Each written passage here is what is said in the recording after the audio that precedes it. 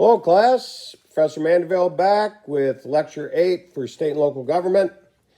And what we want to talk about now is what's in Chapter 6 in your textbook. And the first thing we're going to talk about is political parties. Now, your book talks about how present-day parties basically are groups of factions. Parties have become splintered and so forth. They're not very organized. They have a hard time keeping their ranks together and so forth, which is in stark contrast to what the system that it used to be, which was the responsible party model, which is discussed on page 147 in your textbook, where parties were all more highly organized, stuck to the party line. Party leaders could dictate policy to the rank and file members, especially in Congress. And those days certainly have fallen by the wayside. And one of the things that led to this is the rise of candidate-centered elections, where especially in elections for the presidency, the person who's running takes center stage, and it's sort of an afterthought of whether or not the person is a Democrat or Republican. Now, obviously, we saw that happen in the last presidential election when Donald Trump basically came out of nowhere, slowly but surely defeated all the other Republican contenders for the presidency, and really ran on his own reputation and was elected much to the chagrin of a lot of faithful Republicans. Then, once he was elected, he's now tried to mold the party to his beliefs and likings. And right now, it's going to be unclear as to how effective that's going to end up being for him or the Republican Party. But that's a candidate-centered election. It was all about him. And the same thing on the other side. Sure, Hillary Clinton was clear-cut Democrat, but people were voting really based on her reputation and whether or not they really disliked her or liked her. Not so much as in the past, where really loyal Democrats would vote for whomever the Democrats put forward. Same with Republicans. So, candidate-centered elections have really dismantled the responsible party model. Add into that television with TV ads, which basically are nothing but negative attacks at each other, and it's a formula for disaster as far as the political parties are concerned themselves. So because of this, America's gone through what's known as a de-alignment. Americans are dismissing being a member of the two main political parties. In the past, you were either a Democrat or a Republican. There were very few people who identified themselves as independents. That's changed over the last 40 years, and presently, we have more people who identify themselves as independents than identify themselves as either a Democrat or a Republican. But the problem is, in America, we're a two-party system, and we have all these people who don't want to be part permanently of either party. They basically have the belief that they vote for what the person stands for. Party is a secondary consideration. That's, on one hand, a good thing. You're paying attention to what the candidates actually say, what they stand for, and making sure that they line up with your beliefs. But as far as political parties go, it's a disaster for them because they used to rely upon loyal membership. And now there's more people that aren't in a party or won't identify than are in the parties. And that's especially the case the younger you are. You're less likely to really identify with the party. So, the next thing that we want to talk about here is the election process. And first of all, I just want to make sure everybody understands the difference between a primary election, which we're going to have this coming Tuesday in New York State that I mentioned before, and the general election. In a primary election, the person that wins only wins the right to run that fall under that particular party in the general election that happens the first Tuesday in November. So, when it comes to different types of primary elections, and this is covered in your book on page 152 to 154, there are different types of primary elections which, have caused a lot of controversy. And basically, the two types are open and closed. Now, New York State is a closed primary state. I should have brought a voter registration form with me, but they're all in my office in Clinton. And, we're not even supposed to go in the building yet at this point. But on a voter registration form, at the bottom of it, they ask you to designate a party. And there's a whole list of all the recognized parties in New York State there. Democrat, Republican, Conservative, Right to Life, the Working People's Party, the Women's Equality Party, the Green Party. There's a whole bunch of them. Now, the reason why they ask you to designate, it doesn't mean you're joining that party, is because whichever box you check off, that's the party whose primary you get to participate in. So, if you didn't check off Democrat, you won't be participating Tuesday in the Democratic primary. And there isn't a Republican primary because there are no contested Republican seats up here in the North Country. So, if you checked off any other box but Democrat, you won't be able to vote. They wouldn't send you an absentee ballot. Your name won't be on the rosters at the polling places because we're a closed primary state. If we're an open primary state, anyone could vote Tuesday. Doesn't matter if you're a Democrat, Republican, whatnot. Now, more and more states have moved to closed because of the phenomenon known as crossover voting and rating. So let me explain this to you, and maybe you'll understand then why states like New York have closed primaries. When somebody who's from a different party, let's say that in this upcoming election on Tuesday, and we were in an open state,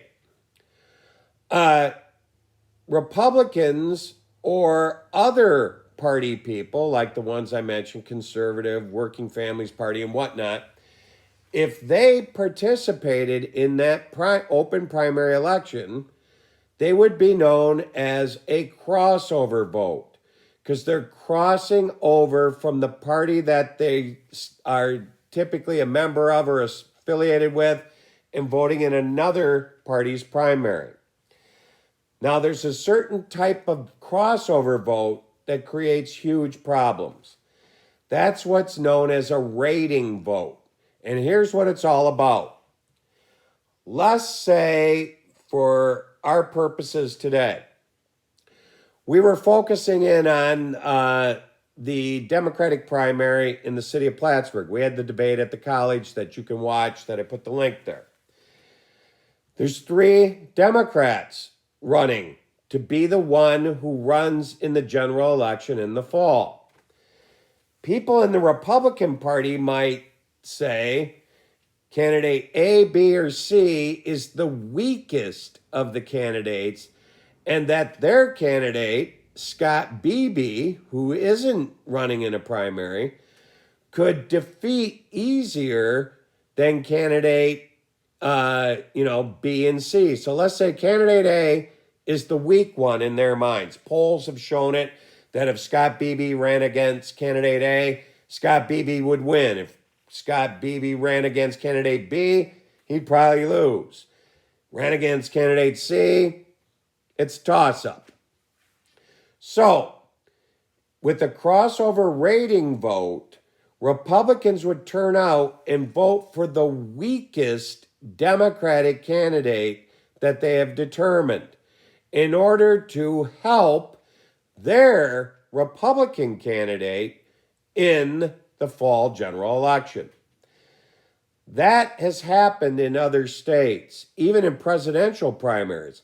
It happened in 1980 in the state of Michigan, where I used to live, when George Bush defeated Ronald Reagan out of the blue because Democrats, especially union members in the state of Michigan, when the auto industry was still strong there and the UAW was a power broker, encouraged all the rank and file union members to go and vote for Bush because sitting President Carter stood a much better chance of beating Bush. Polls indicated it was toss-up. Polls indicated if it ended up being Reagan, which it did, Reagan would clobber Carter in the election, which Reagan did. So a whole bunch of Democrats casted crossover rating votes for George Bush in that 1980 primary election. They could do it because Michigan has open primaries. So, to stop that sort of political sabotage, you have a closed primary. And really, I suppose, especially in this modern age with social media, it'd be pretty easy to orchestrate a crossover rating vote in a primary. Back in 1980, there was no such thing as social media. This was all orchestrated at union meetings of the UAW. Today, it'd be pretty simple. So I firmly believe we need to have a number of states that maintain the closed primary system as a safeguard.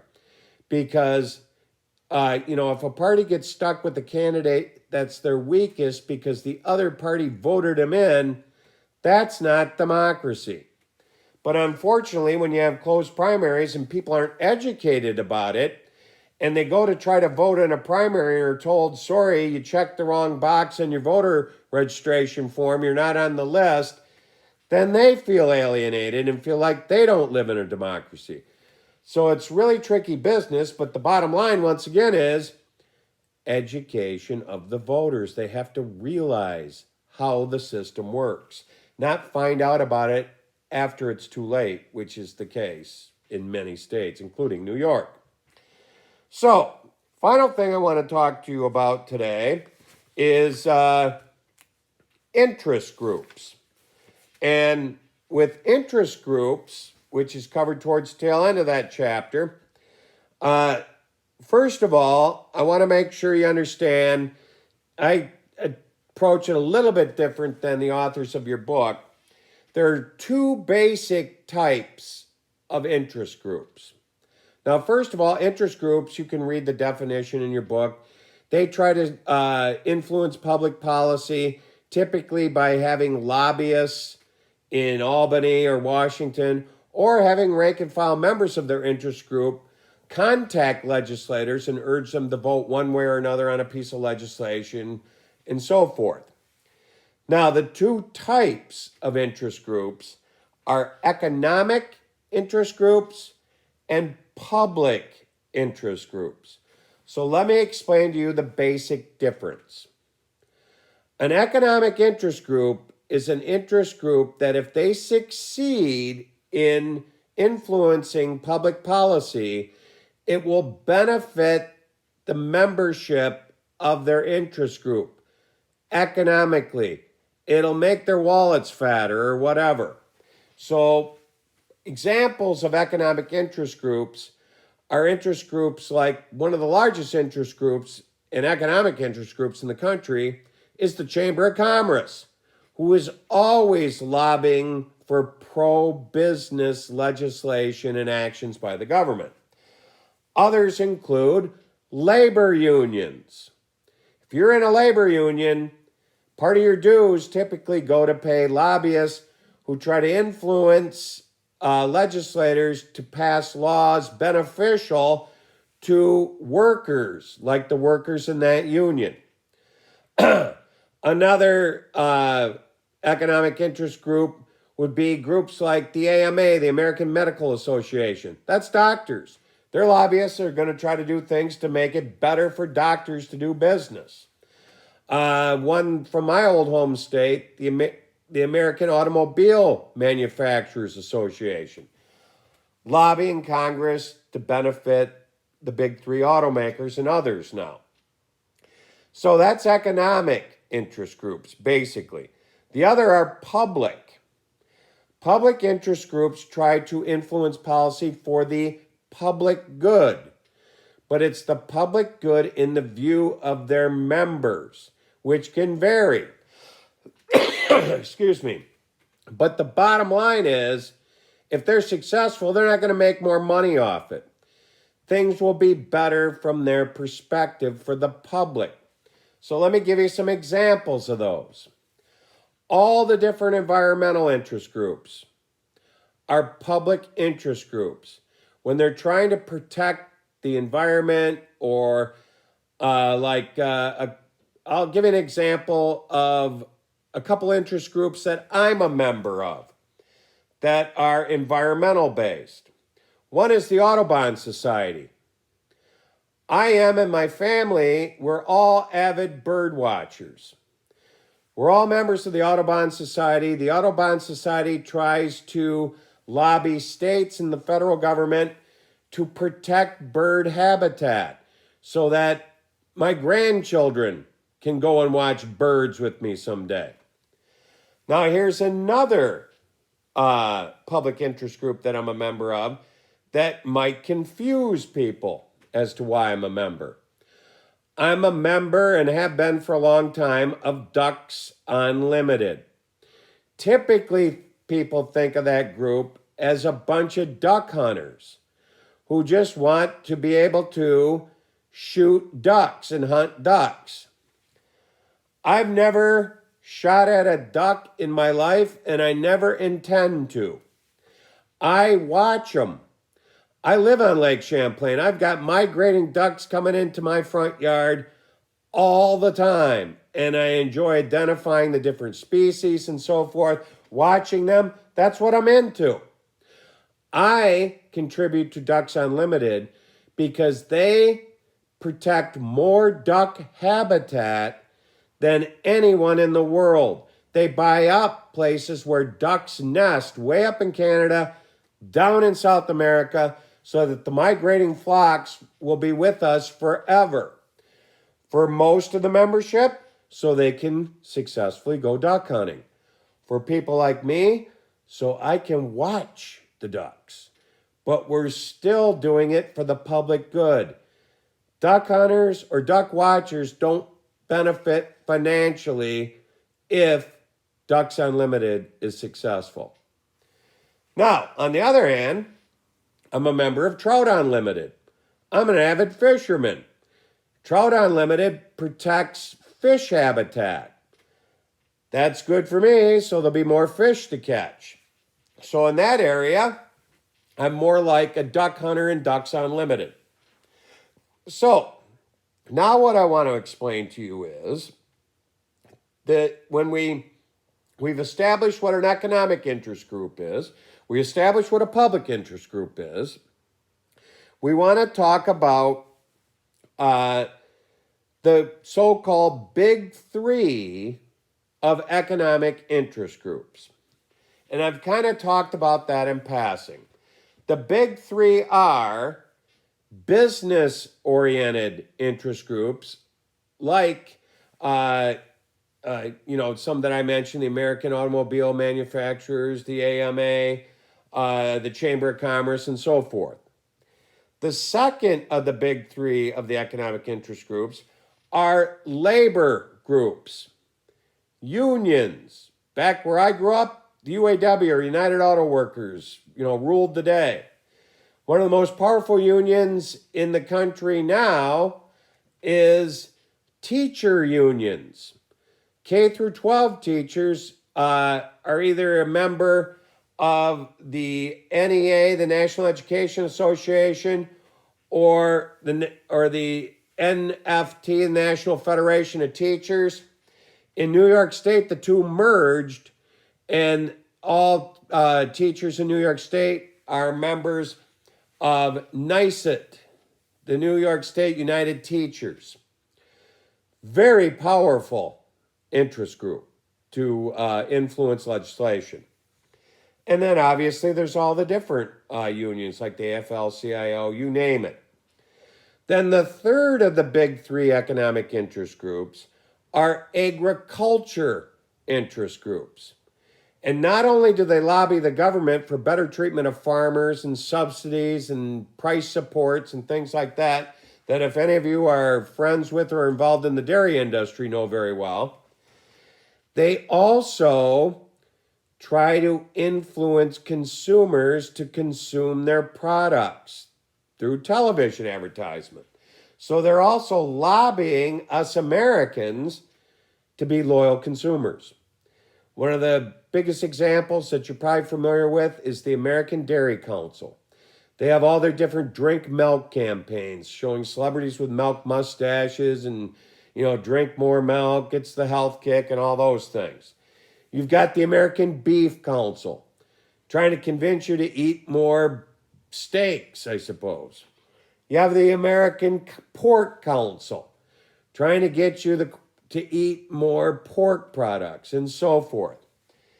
They are big influencers of the American consumer, and also they have armies of lobbyists in state capitals and down in Washington trying to get better legislation for different farmer groups. So that's interest groups. I'm going to call her quits now. So with this and what's in your textbook, remember the midterm opens up next week, and do a great job on it. Read the directions thoroughly, write thorough essay answers. You got several days to do it, so don't wait to the last minute. And I'll probably check in next week again with maybe some other loose ends that I forgot to cover today. So everybody be safe, stay cool this weekend. We're in the midst of a heat wave, and I'll be talking to you soon. Bye now.